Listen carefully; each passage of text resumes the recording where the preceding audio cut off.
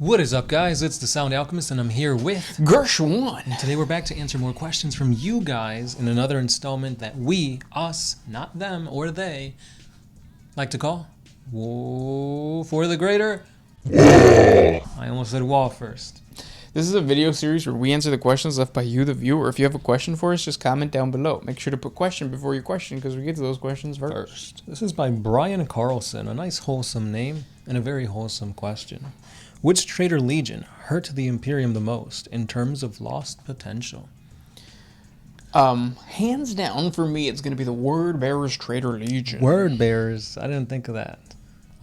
My choice would be the Thousand Sons, but go ahead, defend it. The Word Bearers for me, just because they kind of pushed the Lectitio Divinatis, which then became the Imperial Creed throughout like all of the different regions of the Imperium. But more importantly, there was a period of time where like they had warring ideologies as far as what the worship of the Emperor should be. Mm-hmm. Some people didn't even worship the Emperor. They still held on to the Imperial truth. But it was the Word Bearers who secretly like pushed for the agenda to destroy the belief of the Imperial Creed, and that led to stagnation within like technology, which led to bureaucratic nonsense, which led to just like terrible things. And I think that's why the Word Bearer surprisingly did not hurt the Imperium through like bloodshed, but through War of the Mind. Ah, nice one. My War of the Mind is more of that of the psychic essence. Magnus was always supposed to sit on the Golden Throne. He was supposed to power the Astronomicon and do so much good for the Imperium. However, that didn't come to pass. Not just that, but losing probably the strongest psyker besides the Emperor is a huge blow. And then his whole legion being a legion of psykers, that's also another huge devastating blow when it comes to military might. Not just that, but a lot of the Thousand Sons were like scholars and they were trying to gain knowledge and whatnot. And all this stuff can lead to more advancements, both in technology, agriculture, and everything, really. So when you really look at it, having the power of the warp at your disposal can really change the flow of creation and life.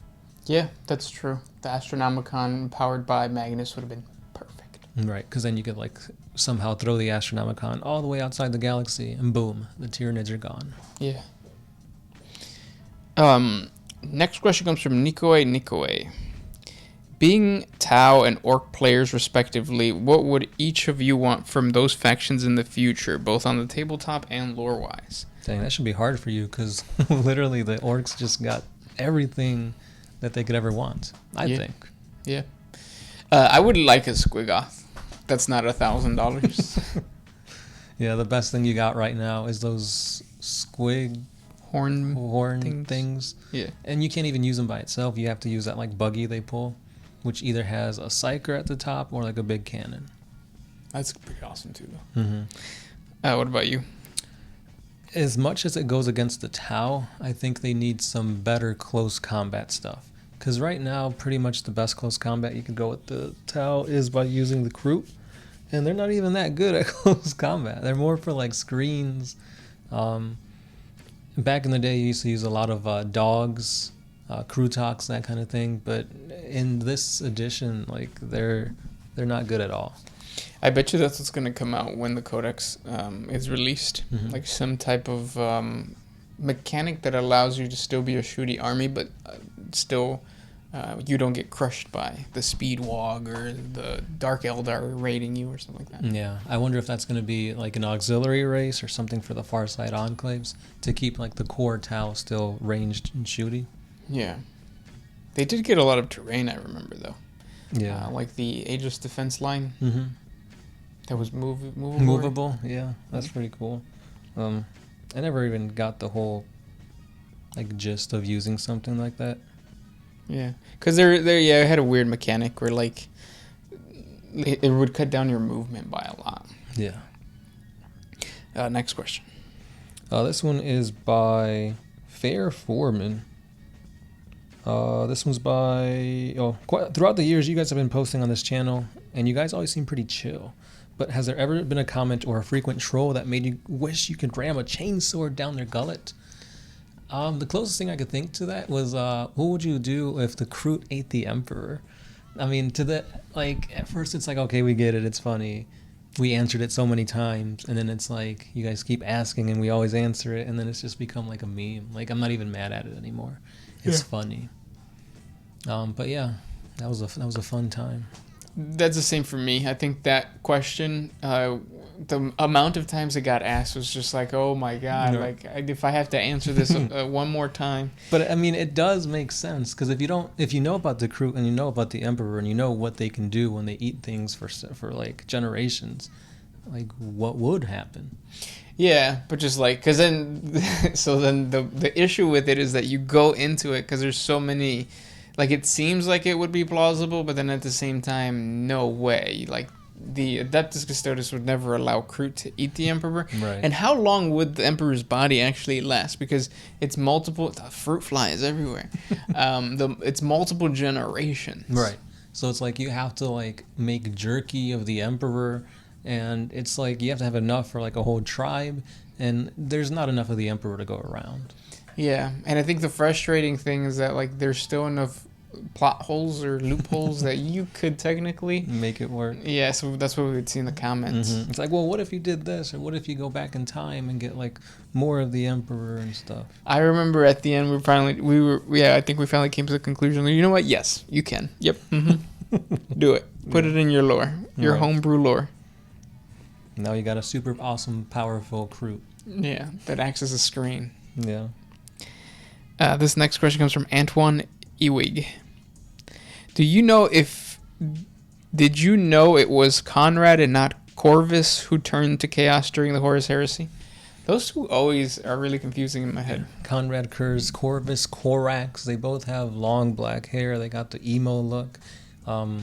There's a lot of similarities between them, but yeah, we each know who they are individually. It's so easy to get them mixed up. That's why I like to call him the Night Haunter. It's easier to remember. Next question. This one is by Isaac Langdon. What professional sports are played in the Imperium? Baseball and basketball still a thing? You know what? I think I read in one of the Dark Heresy books that there was like some type of game that was similar to cricket. Or like cricket is like it's a line, you throw a ball and then you hit it with like a flat baseball bat. Oh. Quidditch? Yeah, Quidditch. This is just a comment from Tungusta Lumberjack. Because last week I was talking about how I don't like mojitos because mojitos get stuck, or the mint and the pulp of the lime gets stuck in the straw for mojito, and a mojito is supposed to be served in like a highball glass.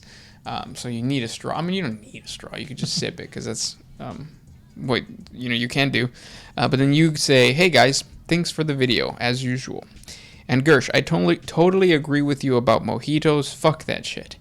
When I want a drink, I want to get refreshed and buzzed. I don't want a chore. It seems like they forgot the step of straining out the leaves and the debris. I don't know if you've ever had one, but there's also a very similar Brazilian version called caipirinha, but I don't know if I pronounced that right, but it suffers from the exact same problem. It tastes good, but you're going to get frustrated before you get any of the aforementioned benefits.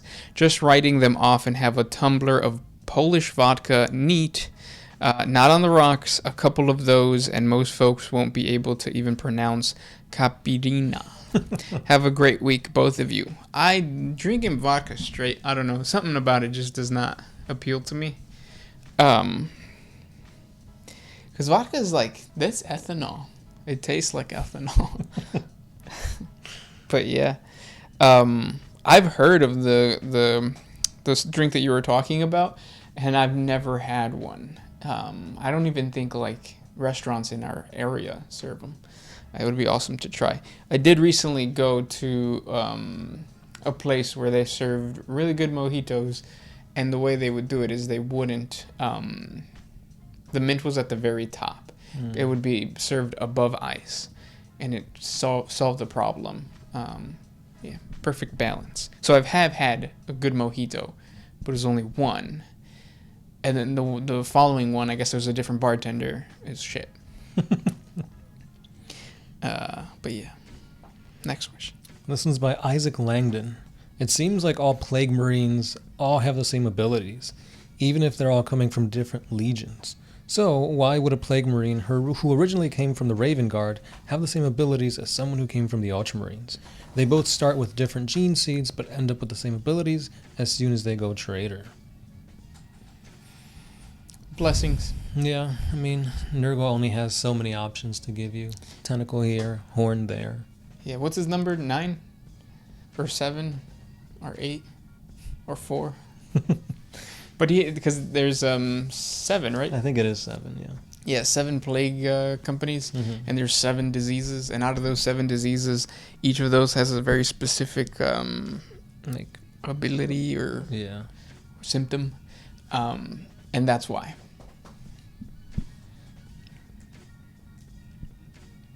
My favorite one is the one, I think you guys have mentioned this before, it's the one where like you have uncontrollable laughter. You just laugh and laugh and laugh until you blow up. That's the Joker gas. Next question. Michael Newcomb. You always see these epic battles with thousands of Space Marines, etc., going all out, but no matter the race, they all only seem to carry 1 clip of ammunition. So these epic battles couldn't last more than 20 minutes. Even heavy vehicles like dreadnoughts with twin heavy bolters. Is there some kind of magical wormhole that fills their ammo, maybe? If a Space Marine armor has ammo, that would be sexy. And also, Blue Flame is hotter. Or sexier. Blue Flame is sexy, yeah. And the sexier you are, the hotter you are. You know what's funny? The more mojitos you drink, the sexier everything becomes. But, so Space Marines actually have clips all around their belt. It's a pain to paint. Or it's a paint to, like, stick on there if you forgot to put it on there. So yeah, I mean, it's there. Right. Not just that, but they also have like servitors or serfs running around the battlefield trying to get like ammo boxes and ammunition to places, and it happens. You just don't see or hear about it as much. I've read a few like fan fictions and novel stories where like you have a Space Marine encampment and then they run out of ammo, and now it's like they have to defend it with like a bolter, and then that runs out of ammo, and then they're fighting like with a combat knife, and then that breaks, and they're like fisting it out, and then they start getting surrounded, and then more people come in and like rescue them. So there are stories and stuff that kind of talks about that. Yeah, you got to remember that Space Marines are super efficient. They are like demigods in terms of like everything.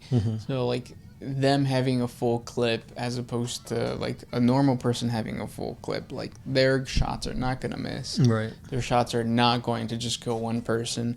They're going to be strategic on how they do it. Yeah. Because, you know, morale is pretty big.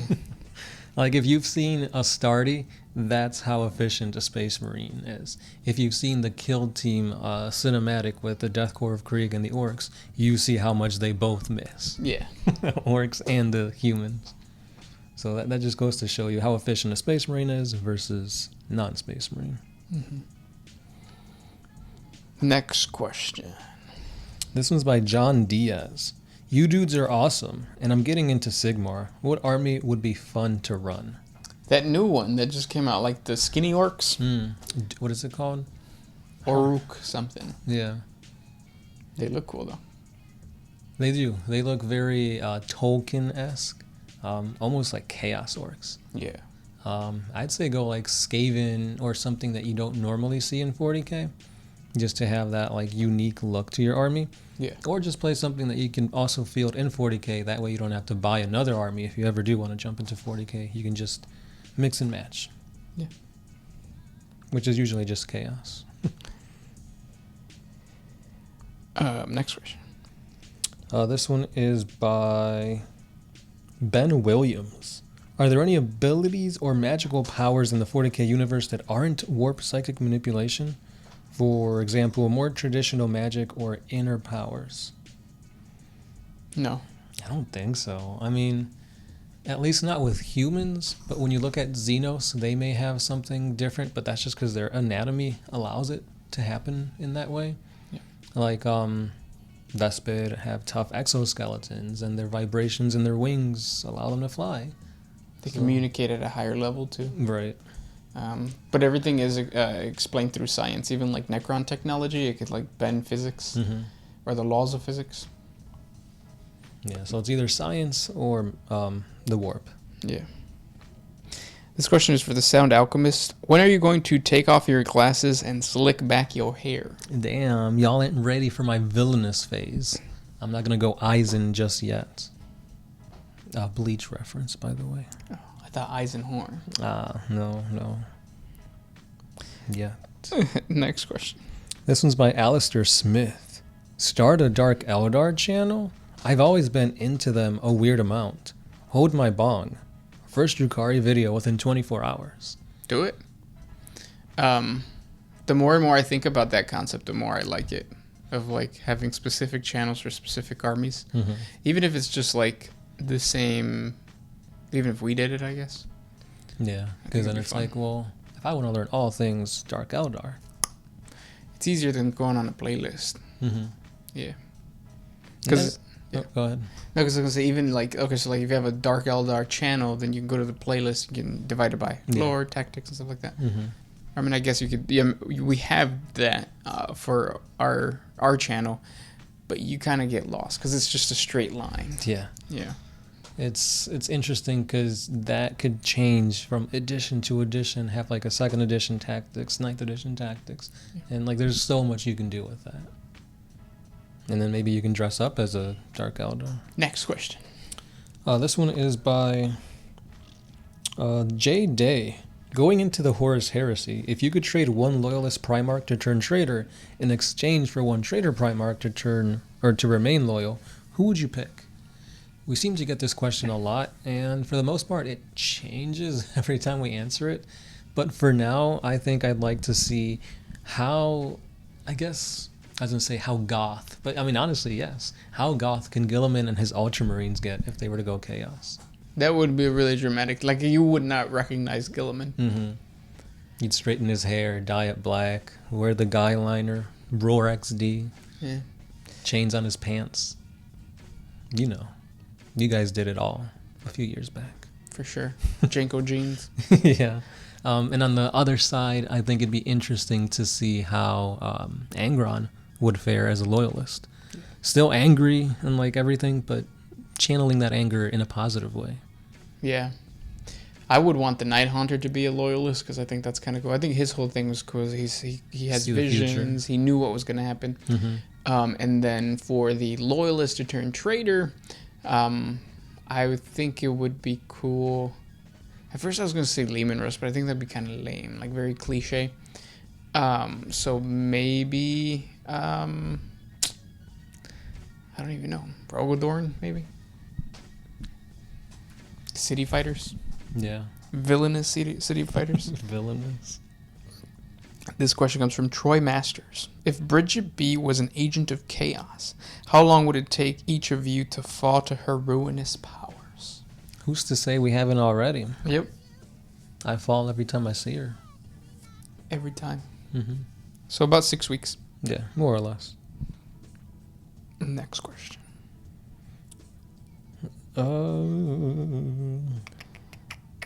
You guys continue talking about the mojitos. Yeah, there's a lot of mojito questions in here. Questions, answers. So apparently a mojito is not supposed to be, like you're supposed to muddle the mint with the lime. According to... Wait, I lost it. I'll try it next time, though. While you're looking for it, Carrie Vogt, that's a weird and guttural word, says, will the Emperor eventually die while sitting on the Golden Throne, despite the effort being poured into sustaining him? And do you feel he would have himself unplugged if Bridget B was waiting for him on the other side? Who wouldn't? I mean, if Bridget B is waiting for you, I mean, you go when called. But yeah, I do feel like the Emperor will eventually die on the Golden Throne, because they've been doing everything in their power to keep him alive, and you see his body slowly rot and deteriorate. So it's only a matter of time before he's just gone. Yeah, wasted away. I can't find the comment anymore, but now somebody else says, Bullscrap Prack EFF says, LOL, an old fashioned without sugar is just watered down bourbon and bitters with an orange peel. Just try a better bourbon. I meant like ice. So like you pour your bourbon, you put an ice, and then you put the bitters. I don't ever like put water in it. I let the ice just melt. Those are the questions for today. If you guys have more questions for us, please comment down below. Yeah. Thank you guys so much for listening, and we'll talk to you tomorrow. Yeah. Thanks for the mojito tips and the Bridget Venus. Yes. This has been the Sound Alchemist, Gershwin. and we are out.